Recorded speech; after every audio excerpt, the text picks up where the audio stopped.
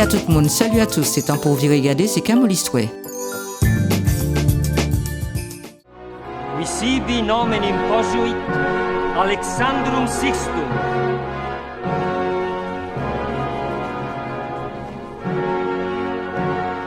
En mai 1493, le pape Alexandre VI, d'origine espagnole, décrète par la bulle Inter Cetera. À Rome, le 4 mai 1493, le pape Alexandre VI, entre politique et débauche, avec ses bulles papales, partage le Nouveau Monde en deux pour les Espagnols et les Portugais et leur confère le droit de le piller et de le soumettre au nom de son Dieu. Aux États-Unis d'Amérique, le 4 mai 1897, Joseph Smith, scientifique, inventeur afro-américain, brevette l'arrosoir de pelouse et une amélioration de la conception originale afin que l'herbe soit uniformément arrosée. En Martinique, à Saint-Pierre, le dimanche 4 mai 1902, c'est l'intensification des chutes de cendres de la montagne Pelée. Toutes les ravines sont en crue, les routes vers le nord sont coupées. Ce jour-là, le curé exhorte ses paroissiens à la pénitence. À Ferndale, dans le Michigan, le 4 mai 1937, Ron Carter voit le jour. Contrebassiste, figure légendaire du jazz, il est l'un des contrebassistes les plus enregistrés de l'histoire du jazz.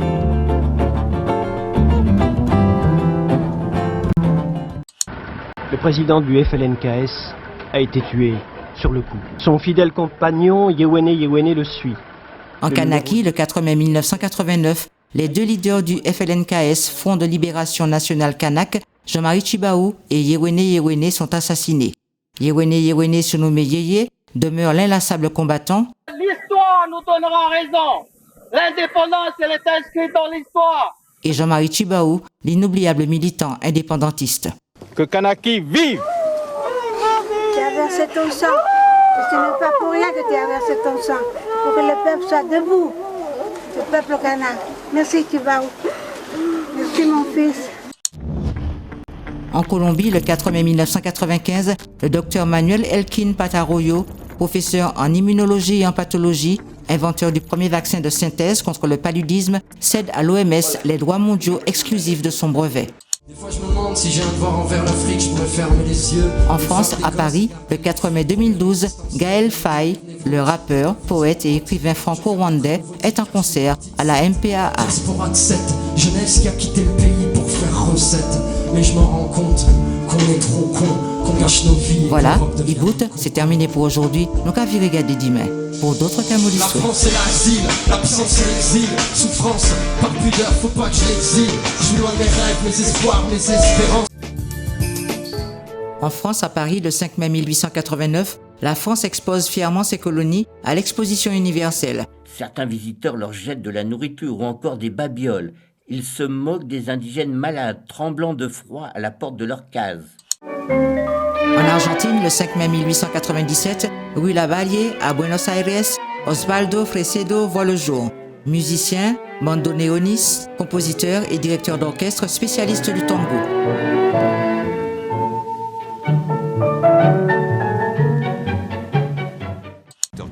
En Martinique, le lundi 5 mai 1902, malgré le calme apparent du volcan, le débordement de l'étang sec produit un lahar dans la rivière Blanche, l'usine Guérin est ensevelie, toutes les liaisons télégraphiques sont coupées et le réseau électrique rompu. À midi 10, j'entends des cris. On donnait l'alarme. La montagne descend. Je regarde la montagne. Il en descendait en fracas. Une avalanche de matière noire. Une masse énorme de plus de 10 mètres de hauteur et large d'au moins 150 mètres. Cette masse roulait contre l'usine. C'est un craquement. Tout est broyé, noyé, submergé. Mon fils, sa femme, 30 personnes de gros bâtiments sont emportés par les vagues de l'avalanche. Escorting the Emperor Haile Selassie back to the capital of his empire.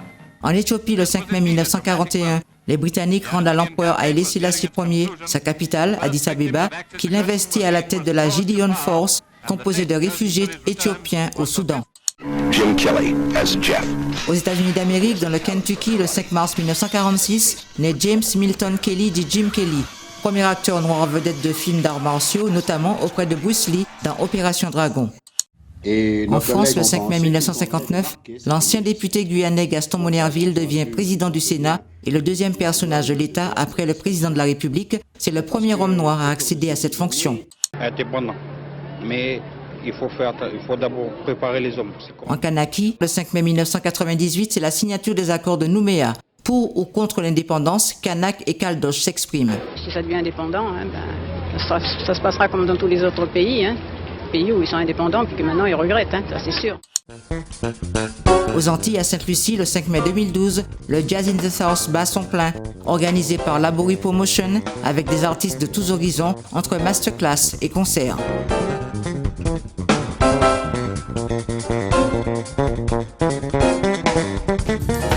La Guadeloupe est une toute petite colonie. Petite. Depuis une semaine, tous les jours, je suis littéralement assiégé par des colons qui me demandent d'intervenir. Même ma femme n'arrête pas de s'en mêler. En voulant vous faire croire qu'il y va de votre gloire de rétablir l'ordre ancien dans les îles, ce qu'ils souhaitent en vérité, c'est le retour à l'esclavage. En Guadeloupe, le 6 mai 1802, Antoine Richepens arrive à la tête d'une escadre. Magloire Pélage, chef de brigade martiniquais, officier le plus gradé, gouverne la Guadeloupe. En Martinique, à Saint-Pierre, le 6 mai 1853, accoste l'Aurélie, un navire en provenance de Carical avec à son bord des engagés indiens afin de répondre aux intérêts des colons après l'abolition de l'esclavage. Presque 68 000 travailleurs engagés indiens ont été emmenés en Guadeloupe et en Martinique. La cendre ne tombe plus. À Saint-Pierre le mardi 6 mai 1902, malgré les déclarations du maire, la montagne Pelée inquiète les habitants. La montagne Pelée entre dans une phase nouvelle, dangereuse, dramatique, irréversible, qui annonce les nuits ardentes pour bientôt. Avec les connaissances actuelles, en ce jour du 6 mai 1902, en admettant que l'évacuation n'ait pas été faite, mais en fait elle l'aurait été, il faudrait mettre les sirènes immédiatement en route, évacuer les gens et leur dire partez immédiatement. Tu vas la voir, ta première étoile. À Fort-de-France, le 6 mai 1964, Lucien Jean-Baptiste voit le jour. Acteur, réalisateur, scénariste, acteur de doublage, voix française de Don Cheadle ou Martin Lawrence. En 2009, sa première réalisation titrée La Première Étoile. And thank you very much for all what you do for all the actors over the world and black actors specifically. It's very important for us to have models. Thank you very much. Thank you very much. Bye. Mais vous me posez la question de savoir est-ce que les Argentins sont prêts à retirer leurs troupes? Oui, mais à la condition que la Grande-Bretagne, en même temps, retire sa flotte.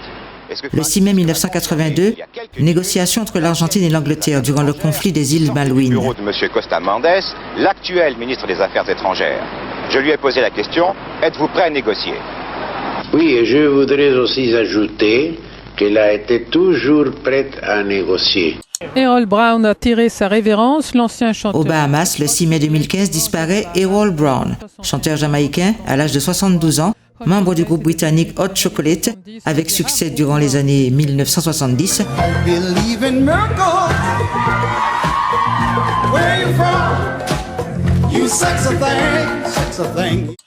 Hey, what's up? This is your boy Omi and I À Sainte-Lucie, le 6 mai 2016, le chanteur Omi est sur scène. Voilà, et bout, c'est terminé pour aujourd'hui. Donc à virer regarder demain pour d'autres camots d'histoire. Vous continuerez à désarmer les troupes de couleur. En Guadeloupe, le 7 mai 1802, Delgrès s'est informé de la répression menée par Richepens. Si vous voulez préserver votre liberté, utilisez vos armes le jour où des chefs blancs vous les demanderont, car une telle demande sera le signe précurseur, infaillible du retour à l'esclavage. Dans la nuit du 7 au 8, une troupe d'hommes menée par Ignace, Palerme, Massoto, Codou, Jacquet, rallie Basse-Terre. Moi, Louis Delgrès, je jure de défendre notre liberté, même si je dois pour cela sacrifier ma vie. Le lendemain, le journal Les Colonies reprend. En Martinique, à Saint-Pierre, le 7 mai 1902, le dernier numéro du journal Les Colonies est consacré à l'éruption et aux élections. Les navires ont interdiction d'appareiller. 2 gendarmes, qui étaient venus à bord pour signifier que leur solina n'avait pas l'autorisation de quitter le port, partent avec le bateau qui lève l'ancre. Ils sont sauvés malgré eux. Dans la nuit du 7 au 8 mai 1902, d'intenses orages provoquent des coulées de boue. Basse-Pointe, Grand-Rivière, Le Prêcheur sont touchés. Une énorme coulée de boue provoque la mort de 400 personnes au Prêcheur. À Sainte-Marie, le 7 mai 1929, Michel Désir Yo-Yo voit le jour. Médecin, socialiste, président de l'âme d'or, président de la Société d'hygiène. Société d'hygiène, tu es occupé de tout ça, tu as fait analyse, tu as trouvé. Par exemple, chaque lundi, tu as la fièvre typhoïde. Au Venezuela, le 7 mai 1939, naît José Antonio Abreu. Pianiste, il est fondateur d'El Sistema, politique et d'éducation musicale de la jeunesse et fondateur du réseau national d'orchestres d'enfants et de jeunes du Venezuela. Pour lui, l'éducation musicale et la culture sont des armes contre l'ignorance. El sistema ne doit pas être considéré comme quelque chose de statique. C'est une structure dynamique, en perpétuel changement, et doit s'adapter à la situation et aux circonstances de changement de ce monde. Difficile d'oublier sa puissance et son mental de guerrier. En France, à Metz, le 7 mai 2012, Jules Bocandé s'en va vers d'autres cieux. Footballeur sénégalais, légende du FC Metz, du PSG, le lion de la Teranga s'en est allé. À l'âge de 53 ans et demi, des suites d'un accident vasculaire cérébral. À Madrid, le jeudi 7 mai 2013, au petit matin, Thierry Moïse, auteure, compositrice, interprète américaine d'origine haïtienne, est retrouvée sans vie à l'âge de 43 ans dans sa chambre d'hôtel. J'ai découvert qui je suis, tout a changé le jour où je t'ai donné la vie. En Martinique, à Saint-Pierre, le jeudi 8 mai 1902, jour de l'Ascension. En ce matin de l'Ascension, l'air est pur et la cité a repris des couleurs. Pendant la nuit, un orage a nettoyé les toits et les pavés des rues. Tout semble annoncer une journée splendide. Mais une explosion se produit dans le cratère de l'étang sec. Un énorme rideau de fumée noire, illuminé par des milliers d'éclairs. La nuit ardente déferle vers la ville. Les habitants de Saint-Pierre sont tués sur le coup. Ils ont à peine le temps de se rendre compte ce qui leur arrive. Le 8 mai 1902, c'est l'éruption de la montagne Pelée. La ville de Saint-Pierre est dévastée. Bilan, 30 000 morts, des survivants dont Sipari ses compères, ainsi que de nombreux sinistrés oubliés. Monsieur le ministre, c'est grâce aux soins de l'hôpital qu'après avoir perdu mes 2 sœurs à mes côtés, je suis revenu à la vie. Ayant perdu biens et famille, je n'ai rien perçu jusqu'à présent et me trouvant dans l'incapacité de travailler, je m'adresse à votre honorable bienveillance pour me secourir. Jeanne recevra 50 francs. En Martinique toujours, le 8 mai 1920, parution du premier numéro du journal Justice. Fondé par Jules Monroe, avocat, professeur de philosophie, homme politique et journaliste, André Aliker sera rédacteur et directeur de publication du journal. En Europe, le 8 mai 1945, c'est le jour de la victoire et la fin de la Seconde Guerre mondiale. Que la France n'a pas à rougir de son histoire. La France n'a jamais commis de génocide.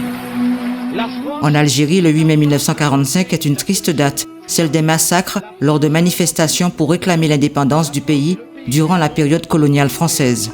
La répression est impitoyable.